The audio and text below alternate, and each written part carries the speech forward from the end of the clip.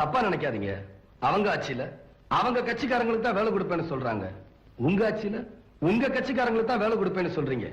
எந்த கட்சியிலுமே சேராம இருக்காங்களே, அவங்க கதி என்ன? அதோ கதிதான்.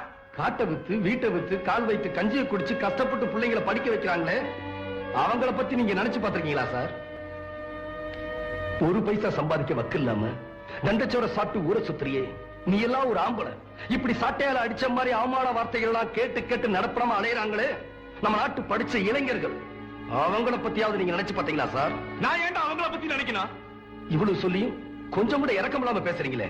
நான் ஏன்டா இறக்க பண்ணோம்? நானா பொம்பளைங்களை வேலைக்கு போக சொன்னேன்? நானா பசங்களை படிக்க சொன்னேன்? அவங்க எங்களுக்கு ஓட்டு போட்டதோட வேலை முடிஞ்சு போச்சு. பேசாம ஆம்பளைங்களை மாடு மேய்க்க சொல்லு, பசங்களை பண்ணி மேய்க்க சொல்லு, பொம்பளைங்களை பாத்திரம் கழுவ சொல்லு. ஏன்டா வெட்டித்தனமா பேசிக்கிட்டு போடா.